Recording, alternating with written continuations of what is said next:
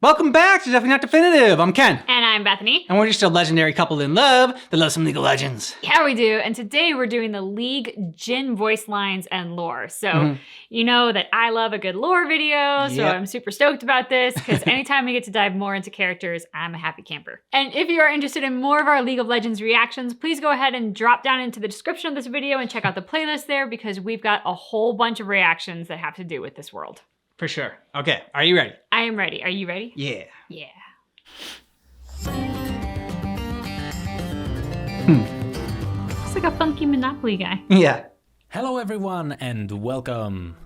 Last time we talked about Zed and Shen. You may have noticed that there was a gap in their story. Today we will not only fill that gap, but we will continue the story through Jhin. Okay. It all began before the events of Kinko Monastery. At the time, Ionia's southern mountains were plagued by the infamous Golden Demon. Throughout the province of Zayun, this demon slaughtered countless of travelers and farmers, leaving nothing but twisted displays of corpses behind. Damn. Armed militaries searched the forests, towns hired demon hunters, and voodoo masters patrolled the roads. Yet, no one was able to slow the beast down. In desperation, the Council of Zayun sent its people to beg Great Master Kushou for help.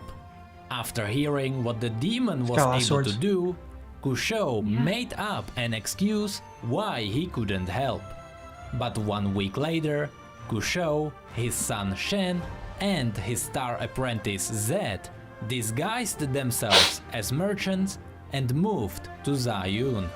In secret, they visited countless families emotionally shattered by the killings. They witnessed the horrific crime scenes and looked for possible connections and patterns to the murders. Their investigation took 4 long years and left the 3 men changed. Kushou's red hair turned white, Shen lost his great sense of humor, and Zed began to struggle with his studies. Then Kushou finally found the connections. At the moment it all clicked together, he is quoted as saying, "Good and evil are not truths. They are born from man and each sees the shades differently." On the eve of the Blossom Festival in Jayon Pass, Kushou disguised himself as a calligrapher to blend in with other guest artists. Then he waited. Everyone had assumed that only an evil spirit could commit these horrific crimes. But Kushou knew it was only an ordinary man. The famous Golden Demon was just a stagehand in Zayun's traveling theater working under the name Kada Jhin. When they captured him, young Zed marched forward, ready to kill Jhin where he stood. But Kushou held him back. Despite everything Jhin has done, Kushou decided that he would be taken alive and left at Tula prison.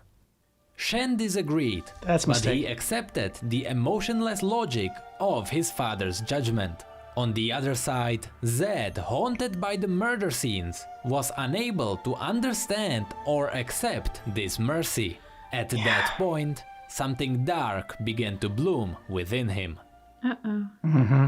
Throughout the years of imprisonment in Tula, Jhin revealed few things about himself, but never his real name.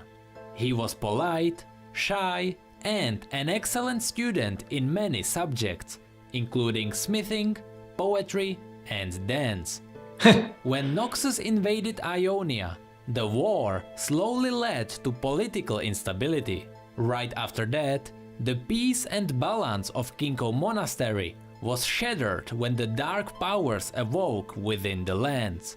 Desperate to counter the powers of ninjas and voodoo swordsmen, one of the Ionians' politicians secretly freed Jhin and turned him into a weapon of terror.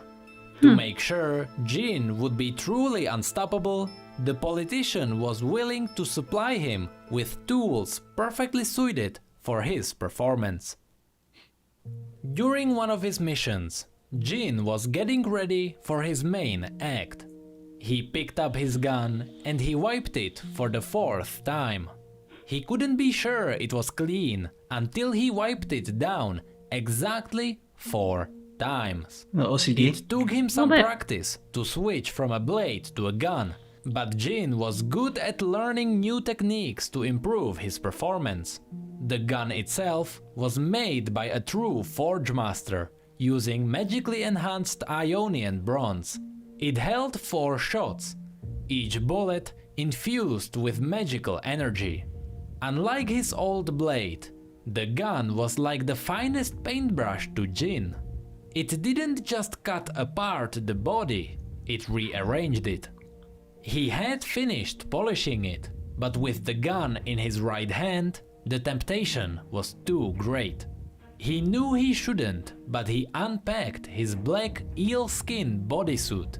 The feeling of the skin's oily surface quickened his breath. He picked up his leather mask. Unable to help himself, he slid it over his face. This dude's got It problems. covered his right eye and mouth. It constricted his breathing and removed his depth perception. He was putting on the shoulder armor when the bells he had hidden on the steps to his room sounded. He quickly folded up the weapon and removed the mask. "Hello?" the maid asked through the door. "You did what I asked?" Jhin said. "Yes, sir. A white lantern every 4 yards, a red lantern every 16. Then I can begin," Jhin said as he swung open the door to his room. The woman's eyes widened as he exited his room. Jhin was very well aware of how he looked. He walked out with a cane. He was hunched and his cloak seemed to cover some huge deformity on his shoulder. He approached the window and he tapped his fingers rhythmically. 1, 2, 3, 4. 2, 2, 3, 4. What is that?" the maid asked, indicating Jin's shoulder. Jhin paused for a moment to study the woman's face. It was round and perfectly symmetrical. A dull and predictable design. Removed, it would make a terrible mask. "It's for the crescendo, my darling," You want to Jhin remove her said. face? The window had a clear view of the rest of the town in the valley below. It was performance day, and there was still so much work to be done. The councilman would be returning this evening, and so far, all of Jin's plans for tonight seemed uninspired. "I brought some flowers for your room," the woman said, walking past him. He could have used someone else to place the lanterns, but he didn't. He could have changed clothes before opening the door, but he didn't. Now she had seen Kada Jhin in his finery. The inspiration he needed was so obvious, so preordained. There was never a choice, there was no escaping the art. He would have to make this maid's face more interesting. Oh. Meanwhile, It's like in an Leatherface. unknown inn, Shen was about to enjoy his bowl of soup. The candle in front of him flickered kind of soup? wrongly, and Shen pulled out his blades from under his cloak. "Your students are as quiet as a pregnant Vorex," Shen said. Alone and dressed like a merchant, Zed entered the inn. He sat down 3 tables away from Shen. Every part of him wanted to dash at his foe and avenge his father, but such was not the way of Twilight. He calmed down when he realized that the distance was too far, but only by the length of Shen's index finger. Shen expected Zed to grin, but instead he sighed. He was visibly wary. 5 years I have waited, Shen said. Have I misjudged the distance? Zed asked. Even if my head is cut off, I will still close and strike, Shen said, sliding his foot backwards and cocking it against the floor. Your path's closer to mine. Your father's ideals were weakness. Ionia could no longer afford them, Zed said. I Harsh. know that's not something I can make you understand, but I will offer you chance for vengeance. I do not act because of vengeance. You defy the balance. For that, you are damned. Shen said as he inched forward to the edge of his chair. The golden demon escaped. Zed replied, Impossible! Your father's greatest victory. And now, again, his foolish mercy has tarnished his legacy. Zed shook his head. You know what that thing is capable of. Then Zed leaned over the table, well within Shen's range, his neck intentionally exposed, and you know that we are the only two people who can get close enough to stop him. Shen remembered the first time he had seen the body of someone killed by the infamous Kada Jhin. He put his blades on the table and looked down at his soup. He was hungry no more.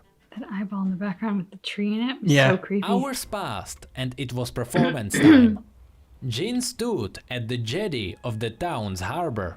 There was a foreign ship behind him that would be leaving in a few moments. He would have to return soon if he was going to perform in Zone next month. He was dressed as an elderly merchant. Because of his years of acting, he could perfectly blend into the crowd up the hill. He checked the white lanterns above him, counting the distance. If Zed appeared, he would need them. At the inn on top of the hill, Jhin had hidden traps. Sharpened steel blades shaped like flowers. They protected his escape route in case anything went wrong. He noticed Shen inside the crowd. Another Kinko, a young woman named Akali, stood beside him. She walked to the doorway of the inn.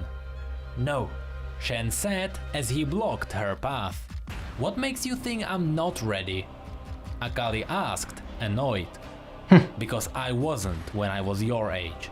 At that moment, a town guard stumbled from the entrance, his face pale and hollow. Her flesh, it was, he said. He took a few steps and then collapsed on the ground in shock. He saw it, he saw the flowers. Against the wall, the tavern's owner laughed. Then he began weeping, his face painted by madness. These were not people that would forget seeing Kada Jhin's work. Shen scanned the faces of the onlookers. Clever boy, Jhin thought, before fading back into the crowd.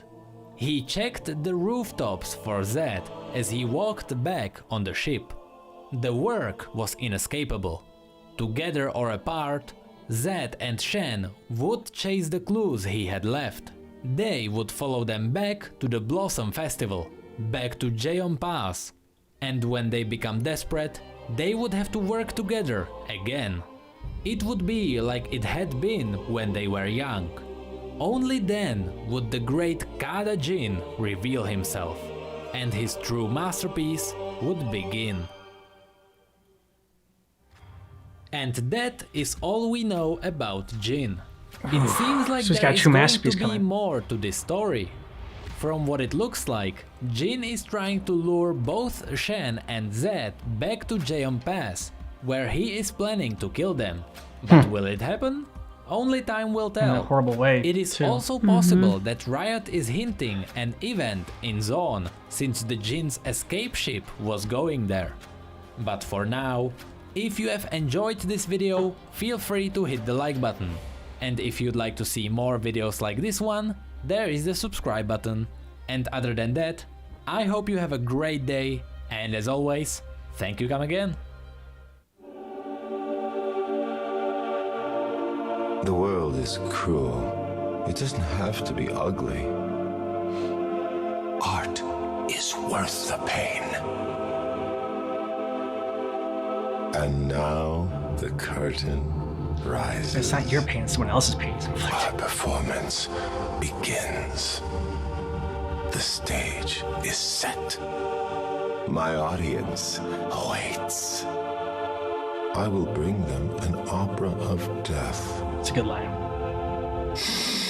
breathe in the atmosphere. Just in time because he was making me think of the Phantom of the Opera. You will be poetry. You will be beautiful. Through my work, you shall transcend. I will make you famous. Sing for me. Dance for me. Smile. Everyone is watching. This is your curtain call. A costume, some makeup, a spray of blood. Face the crowd and bleed for them. That's right. Art shall blossom from your fear. Another great You line. will learn what beauty truly is. I have been planning your final performance for a very long time. When they find you, they will cry. I live for the applause. You will die for it. Ooh. Okay. You've awoken something deep inside me. Romantic. I feel inspired. Killing you will be one of my finest works. Flattering. They call me mad. All artists are mad. Art requires a certain cruelty. I am misunderstood. Beauty can't be evil. I never hurt anyone. It is the performance that kills. My talent justifies all actions. My genius will be understood eventually. I doubt that. Art is such a fickle thing. Smiles and screams, I bring both. Art must exist beyond reason. Death is certain, but killing doesn't have to be ugly. I want to feel everything. Oh, that's so creepy. In carnage, I bloom like a flower in the dawn. I have risen from the filth and muck. I am the lotus blossom. I am beauty. No poet's words could match my craft. This is my love. I am at my best only during the performance. I cannot be good. I must be perfection. Every element must be in place. I am a slave to this passion. This art is a compulsion. I cannot resist it. There is nothing for me but this. I swear each performance is the last. But I lie every time. I can't live without the euphoria of performance. That delightful moment before the curtain goes up. The ecstasy of opening night. The ecstasy of killing. Beauty is pain. The moment before the shot is painful. It hurts so good. Okay, now Each bullet is a song. Each bullet will be a dance. Each bullet is a piece of my soul. Each shot is a piece of me. Bliss comes only in the moment before I fire. It is only when the gun fires that I am alive. It's very simple. They are puppets. I pull their strings. When I shoot, they dance. They will dance. They will sing. They will die. How lovely! The show never ends.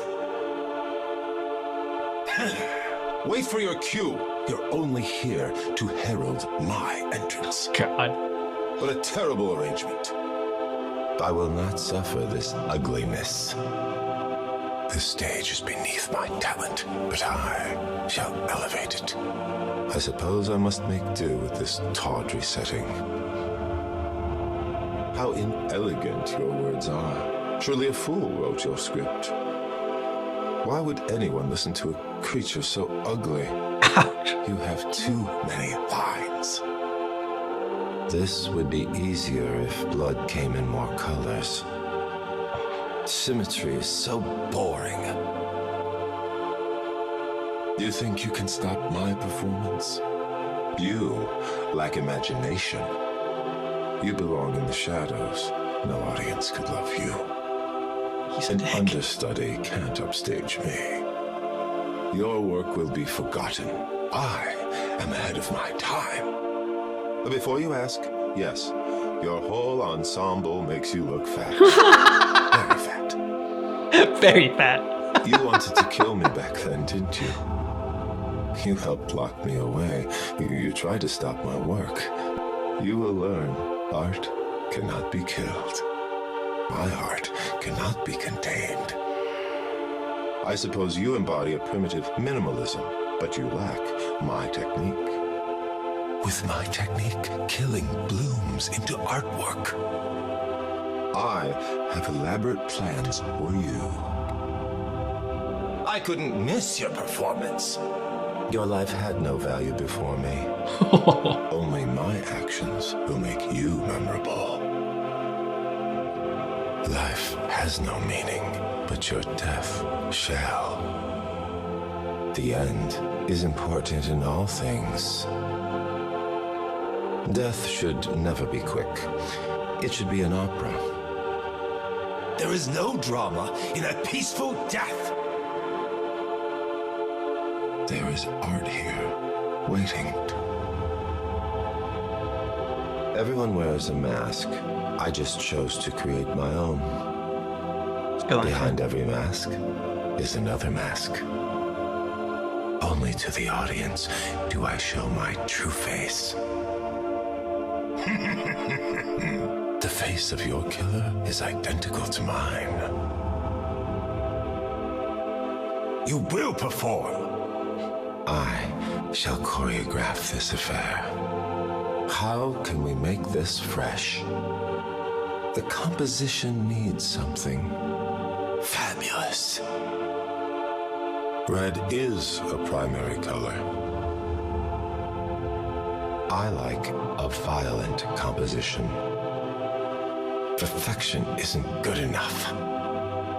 I will touch your heart. I am the singer without a voice, the dancer without legs. Which is the lie, the mask or my face? My work asks questions, it never has answers. The trigger on a loaded weapon, it whispers for us to act. I have a thirst for melodrama. Yeah, it's obvious. Until they stop me, I will keep going. Smiles, everyone. Smiles. They're gonna live until they die. Places, everyone, places. Start the music. I will make them dance. I get nervous before every performance, but I need that feeling. I wonder what they think when they see me. You're crazy? I envy silence because I must be loud. I orchestrate death. Your finale will be a duet. Now that is what I want to see. Wonderful. Let's start the show.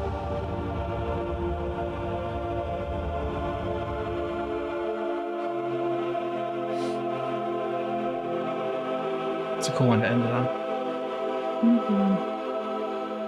So simple, but like, it seems like you're gonna be his victim right now. Yeah. I think that was fascinating. Disturbing. For sure. Yeah. But fascinating. I love that quote that they used at the beginning about how good and evil is a construct of man. That is a good quote because it triggers your brain to start going. And I was thinking, I was like, well, I don't know. I was like, I think there is an evil that exists. Like when people savor and relish the pain of others, that's an evil. Mm-hmm. But then I thought about how in the animal kingdom, that doesn't happen. Yeah. When a lion kills its prey, they usually go through the throat because they want to make sure that it happens as quick as possible. which is a mercy. So there is, even in the food pyramid in the animal kingdom, an inherent mercy and desire not to create suffering. And so in that respect, it is a construct of man, because man is the only animal that actually loves that in a sick and twisted way. Mm-hmm. It was a great segue into this character because he is so psychotic and disturbed. But what I also liked about it was the fact that, like, symmetry, which is generally considered to be a perfection, was boring to him. Like, he savors the not expected, the not normal, but the extraordinary. So while he's definitely a psychopath, like, I'm going to give him credit for that. Well, I think it's because he isn't symmetrical. So he has an ego, a healthy ego.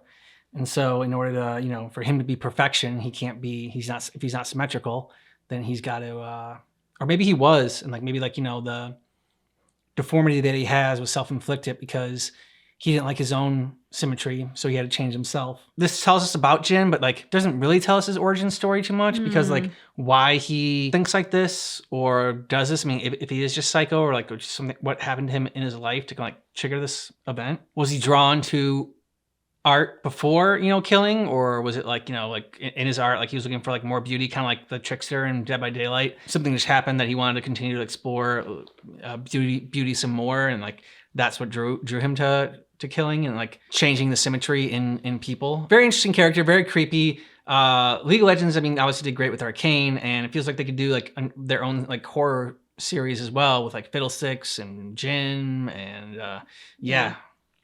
I would definitely agree with that. Jhin also gave me, I said it before, like sort of Phantom of the Opera vibes. Mm-hmm.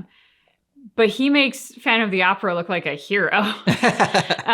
Like Phantom of the Opera didn't savor killing, but killing became a necessity to get his perfect opera, and he was willing to do that. In this, he really seems to relish the killing and the pain as the art itself, which takes it to a whole new level of sick and twisted. It also made me think of sort of like how vulnerable we as artists can be to wanting to do great work, and it very often is so subjective. And so you will hear all kinds of things in the pursuit of art, like you have to suffer to do good art, and you must be willing to sacrifice everything or you'll never be successful. I mean, you hear these things all the time. There is some truth, like kernels of truth in that. Like, for example, if you want to be a great dancer, I guarantee you your feet are gonna hurt at some point in that process. There is a pain involved. Similarly, if you want to do great at anything, you have to be willing to sacrifice for that time to pursue it, whether it be practicing and rehearsals and performances and things like that. But on the flip side of that, so often those kinds of things can get twisted into an evil, not necessarily like psycho killing people, but sort of an evil kind of grooming that you should be willing to do whatever your teachers say. You should be willing to put your needs last. You should be willing to do this thing or that thing to make others happy because that's what you're living for. And it just kind of made me think about sort of like how art is such a great medium for them to put this character in, because art is something that so often and so easily can get twisted. That being said, I think art is great and artists are great, but I think because it's a subjective form, it's not 2 + 2 = 4. It allows for more predatory people to get in there if and when they want to. Because if, like a predator is trying to tell you 2 + 2 = 5, you can say, well, no, it doesn't. Fact. But for them to say like, oh no, like your performance was good, but it would be just that much better if. When you want to be great, you are vulnerable to that influence. Very well said. There is also that whole thing of like wanting to chase fame and infamy and immortality. His saying that like his work will live on forever. And in a sense, yeah. Again, that's why I wonder, like, was he an artist just like looking for a way to like make a lasting impression that would last forever or whatever? And like obviously, like, I mean, you have to be a little bit psychotic to be able to do what he does, but like, and that kind of led him down this path of being seen. If I could commit these horrible acts, and like people will remember me, and I'll be, Well, and also that thing that you said, or that he said about like doing this will make you memorable. Like killing Yeah, you will yeah, make yeah. you memorable. He very clearly is after fame. I need to be famous. I'll do whatever it takes to be famous. And you should be so grateful because by killing you, I'm making you famous too. Yeah, exactly. Doesn't really work that way. No, and like I mean, you know, he's also a coward because like he says life is meaningless, you know, but death, you know, your death can have some meaning. Like your life is meaningless, but your death can have some meaning. And you know, if he thinks that life is meaningless already, and there's like no beauty in it, and there's only beauty in death, then you know, kill yourself in like a very creative way, and you know, have that be your art. And don't kill people, crazy person. I mean, yeah, by his own logic, he's falling short of perfection. So thank you so much for watching, and please do let us know what you thought in the comments. If you have any more insights into Jhin, definitely do tell us, or any additional lore videos. We always love to check those out. Also, if you're looking for any more of our League of Legends reactions, please do check out the description of this video. We got a playlist there for you because, you know, we make it easy. Yeah, thanks so much for checking out our reaction for League of Legends Voice Lines by Jhin, but just keep in mind that our reaction is definitely not definitive.